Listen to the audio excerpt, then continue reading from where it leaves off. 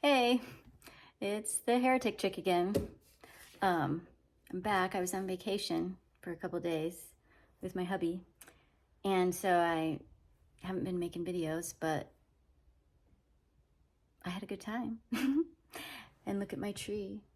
It's still beautiful. I used to think that red was the best fall color, but I've changed my mind. I was wrong about that. Just like I changed my mind about when Jesus was coming back. So now I believe that gold is the best fall color. So although I haven't been making videos, I did read the comments that you guys have given me, and you've given me some great ideas about videos that I should do. And one comment that I got several times was that I should do a video on the dating of the book of Revelation, which actually I think is like the most boring topic, but it has to be done because for some people, this is just a big hang up. So I'm going to give you the abridged version, the very abridged version, because like I said, this isn't my favorite topic, and there's a lot of places you could go to get in-depth information on this. But for me, I'm just going to like jump to the end really quick and say the summary of this whole video, so you could turn it off and you don't even have to watch the whole thing. But the summary is, why would we believe the words of man, a man or men, over the words of God? Or why would we put emphasis or weight on external evidence, meaning evidence outside of the Bible, and ignore evidence inside the Bible, the internal evidence? So why are we placing external evidence above internal evidence? Okay, I think it should be the other way. So I'm saying forget about the dates that men put on the books of the Bible because they could be wrong. And that is just really easy for me to accept because I don't know. I guess I'm getting old and I've seen lots of things in my life where people have been wrong about things, wrong about dates. I mean, there's a documentary. I don't know if you guys have seen it. If you haven't seen it, you should watch it. It's called Patterns of Evidence, I think. And it's about the dating of basically Egyptian pharaohs and the Egyptian chronology, and how, people used to say that Exodus didn't happen. It's just made up because it doesn't match up with this Egyptian chronology. And then this guy who did this documentary shows how, there's a lot of evidence that the Egyptian chronology is off by hundreds of years, potentially. And that when it's accounted for, it actually perfectly lines up with the Exodus from Egypt by the Israelites. So yeah. So dates, I mean, that's just a number that somebody wrote down next to something. It doesn't really mean anything to me. But we should address it because it is a stumbling block for people. And in fact, we had a friend over once and we were trying to convince, it was a couple, and we were trying to convince them of preterism, and they were not having it. But anyway, the first thing he said was, well, the first thing you'd have to do is convince me that Revelation was written prior to the destruction of the temple. And he believed Revelation was written in 95. He said, you're going to have to show me that that's wrong, because if it was written for everything to have already been fulfilled, it would have had to be written prior to the destruction of Jerusalem, basically. Because as a full preterist, you believe that the entire book of Revelation has already been fulfilled. That's what full preterism is, meaning everything, even the book of Revelation, has been fulfilled. That's why you're a full preterist if you are a heretic. So you believe everything's been fulfilled, and that the book of Revelation isn't about some event in our future. It involved, and it was about the destruction of the old covenantal system and Jerusalem and the temple. Okay, So if Revelation was written in 90 or 95, then it would be written after that. And it can't be a prophecy of future events if it's written after the events, okay? So that's why it's important to prove that at least it's possible. And I'm going to argue it's highly likely, and in fact is true, that Revelation was written prior to the destruction of Jerusalem, and that the 95 date is very dubious. So I just want to show you this article from the Ironclad Network entitled Irenaeus and the Date of Revelation. I have no idea if I'm saying Irenaeus right. So I'm sorry, I'm probably butchering it. But okay, so back to, we had these people over. He wanted to address the date. He opened his Bible up. His Bible is full of all these notes. And he said, well, let's see what my Bible says in the note section. Where do we get the evidence that Revelation was written in 95? And he read, and it said, we get it from Irenaeus. And he said, and I give him a lot of credit for this, he said, wow, that's the only person that is mentioned in my Bible that is where we get this evidence from. I mean, he thought that seemed, sort of light evidence to just have one person. And so he kind of just said, well, okay, we'll move on, because we didn't really get into the dating after that, because I think he realized, well, there's not much weight to support this late date. So we moved on. But a lot of people are going to still want to look into it. So I'm going to summarize this article for you very quickly. I like this article because it's short. But basically, I'm going to see if I can say this, like summarize it. Irenaeus said like one sentence, and he was discussing who was the 666 of the book of Revelation, okay?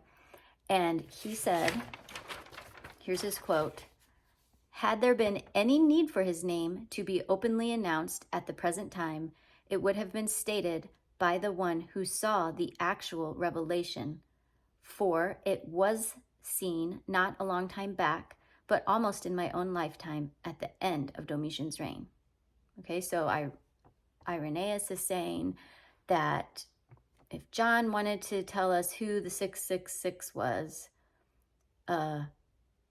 he could have told us, because it was seen, meaning the revelation that he wrote was seen not that long ago, even practically in my own lifetime, and at the end of Domitian's reign. So Irenaeus he was born in 130 AD. So remember, I'm arguing, full preterists argued that Revelation was written in the 60s. The book of Revelation was written in the 60s. Jerusalem fell in 70 AD. And this guy, Irenaeus, was born in 130. Okay, so probably if he's writing this, let's say he's in his 30s or 40s, so he's 100 years, pretty much, after the fall of Jerusalem when he's writing this. So just keep that in mind, because you might want to ask yourself, how much do you know about what happened 100 years ago? I mean, really.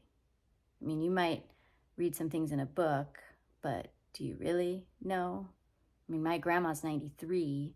She can't tell me what happened 100 years ago. She can tell me what her mom told her, but how much do I really understand about what life was like 100 years ago? That's a whole different story. So anyway, back to the quote. So that quote, when he says, for it was seen not a long time back, people think that the it was seen is referring to the book of Revelation. So the book of Revelation was written not that long ago, during the reign of Domitian. Well, Domitian was emperor in the 90s, okay? So if Irenaeus is saying that the book of Revelation was written during the reign of Domitian, then that would put it in the 90s. But there's a caveat.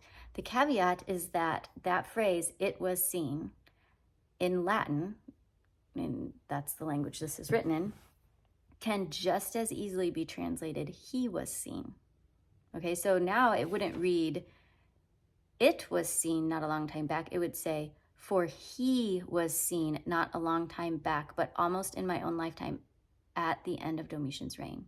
So if we translate it that way, which is equally as acceptable according to the author of this article, who is not a preterist, he would be saying, if John wanted to tell us who the 666 was, he could have just told us, because he was alive during the reign of Domitian, and that wasn't even that long ago.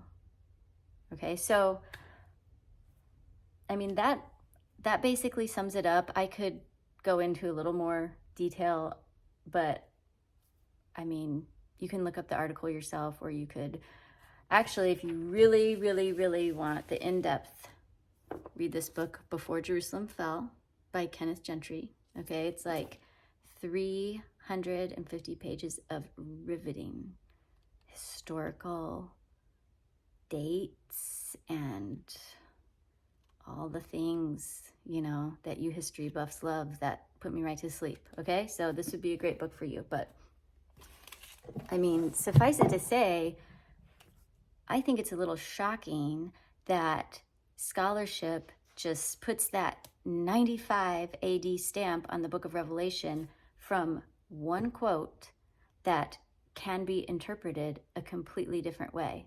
If we interpret it the other way, it just means John was still alive during the reign of Domitian. And I think that would kind of make sense biblically.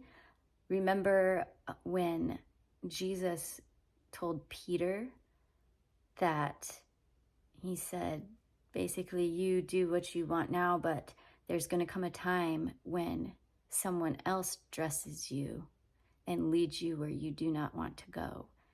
And he was indicating the type of death Peter would die. And Peter says, well, Lord, what about him? What about John? And Jesus says, what is it to you if I want him to remain alive until I return? And so people believed, even prior to Jesus's return, that John would not die before Jesus returned.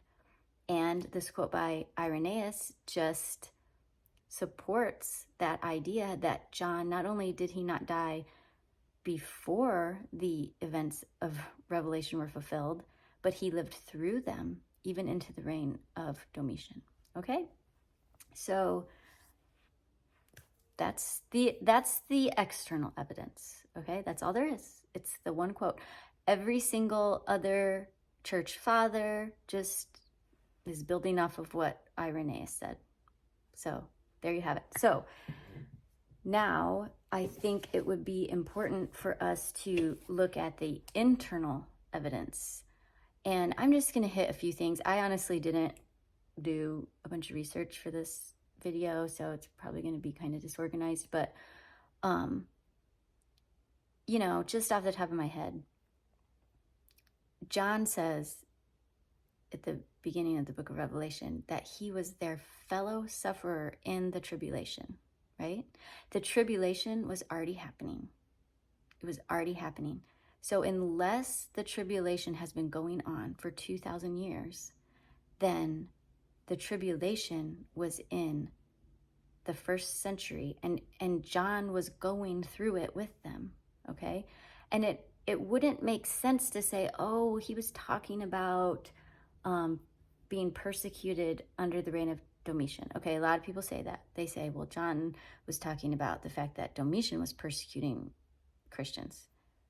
There's no evidence of that. People say that all the time. There's actually no evidence that Domitian persecuted Christians, okay? I don't know where that came from, other than maybe these quotes that have been misinterpreted. So no evidence. But we know that prior to the fall of Jerusalem, they were experiencing persecutions. I mean, look at Stephen. Look what Paul did. Look what happened to Jesus, right? And it just continued after that and grew worse and worse. And so we see that. And then, of course, we have Nero, who everybody, understands that was a very intense and egregious persecution of Christians. So there is a tribulation. John is saying he's the fellow sufferer with them in the tribulation. And he tells them, he says to one of the churches, I think, was it Thyatira? Let's see if I can find it. He says, hold on, and then you'll be saved out of it. Actually, he says that to two churches. What good would it have done them? Why would he say that to them if they weren't going to be saved for 2,000 years or 3,000 years or 4,000 years? I mean, these churches wouldn't even exist anymore. So contextually, it makes no sense unless John was writing to real people who were alive then, who were experiencing persecutions in their lives at that time, and that they were going to be saved out of it or actually have to go through it, depending on which church they were and how their works were. And I mean, just read the book of Revelation. So contextually, when we consider audience relevance, it makes no sense that it would be written after the fall of Jerusalem. And then we have a lot of other things. For example, I just think this one is really cool. Let me see if I can find it. Oh, to the church in Laodicea, he says, for you say, I am rich, I have prospered, and I need nothing. Okay? They said they were rich, that they've prospered, and that they need nothing. Interestingly, in 60 AD, this is just like one little thing that you would read about in that book, but I just remember this one. In 60 AD, there was this massive earthquake in Laodicea. So 10 years prior to the destruction of Jerusalem, there's a massive earthquake in Laodicea, and the city was destroyed by this earthquake, but they rebuilt the city so quickly. Tacitus, okay, now we're going to talk about external evidence. Tacitus records that they built the city again within just a couple years. They had it up and functioning and good as new, okay? And they were so proud of themselves for that, so proud, because they didn't have to take a single red cent from Rome. The other Asian provinces around, when things like this happened, they petitioned Rome and they got loans from the government. But Laodicea didn't have to take any government subsidies, and they were proud of that. And here in the book of Revelation, remember, that happened in 60 AD. And preterists are going to argue that Revelation was probably written, 63, 64, somewhere around there.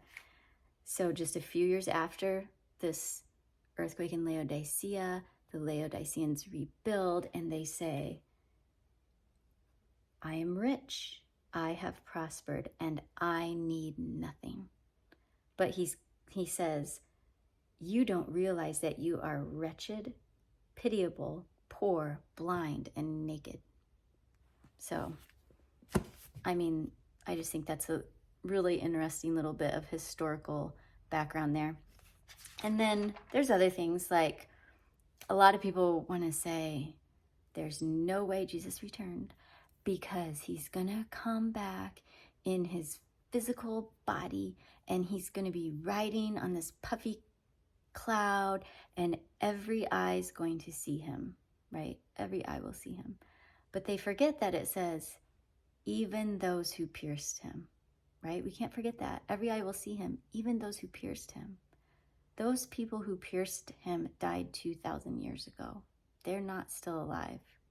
They're not still alive. So that's a little bit of contextual evidence. I also like the idea of, if you're a preterist, you start to think really crazy things. Like you might, I don't know why I'm whispering, but you might even think not only was Revelation written prior to the destruction of Jerusalem, it might have been written before some of the other books of the New Testament. That's crazy talk. And for example, in 1 Peter, it says, don't be surprised by the fiery trial that has come among you, right? And then you realize in the book of Revelation, it says, a trial is about to come to you, okay? So this trial was about to come to these 7 churches, right? He was going to test them. In one church, he says, I'm going to test you for 10 days, but hold on, Well, now we have the book of 1 Peter saying, you have a fiery trial among you now. So could it be that Revelation was written before 1 Peter and then there's more? The book of Revelation is all about this city, this harlot city that kills the prophets. It's called the great city where the Lord was crucified. I mean, this is a whole nother video in itself, but I wonder who that harlot city is, the great city where the Lord was crucified, the city that murders the prophets. Well, and then in the book of 1 Peter, we also have Peter saying, she who is in Babylon sends her greetings. Isn't that interesting? Book of Revelation about this city called Babylon where the Lord was crucified. Peter in Jerusalem saying, she who is in Babylon sends her greetings. Could it be that Jerusalem is Babylon, that the book of Revelation is calling Jerusalem Babylon, and that the book of Revelation had already circulated throughout these churches, and Peter was using that same terminology in his book in 1 Peter, calling Jerusalem Babylon? Just something interesting to think about. So, and then I just want to read to you a couple, when we talk about internal evidence versus external evidence. I mean, there's so much internal evidence in the book of Revelation. Actually, when we met with our pastor, I pointed this out to him because he brought up the date, and I merely said, well, when establishing the date, we would need to consider both the internal and the external evidence. And he scoffed at me. I mean, he kind of laughed a little, or he just looked incredulous. And he said, what internal evidence? But,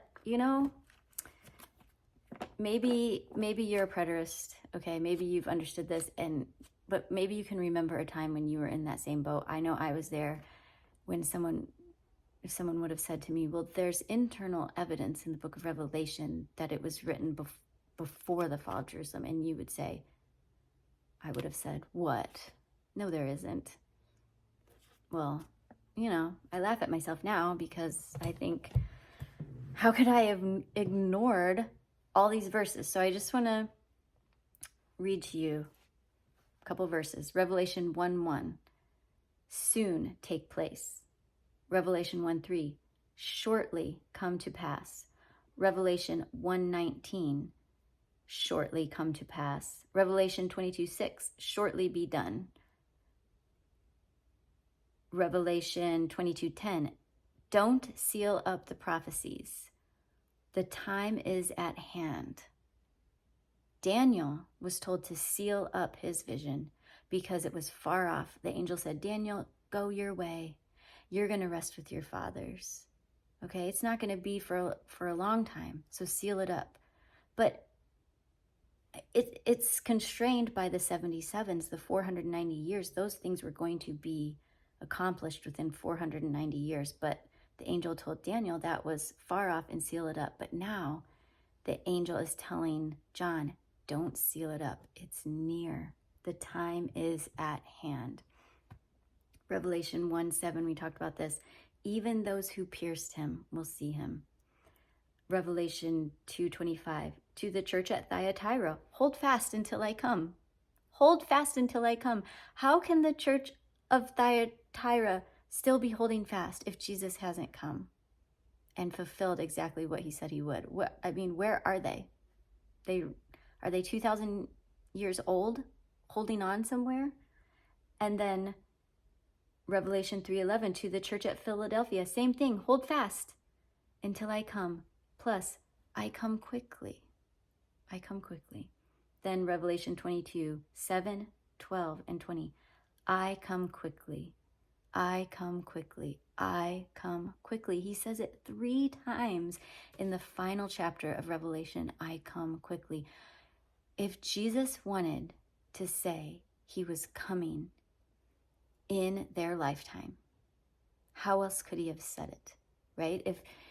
If he gave John a vision and he wanted John to know, hurry and tell everybody about it, it's going to happen really soon in their lifetime, how else could he have told them than this?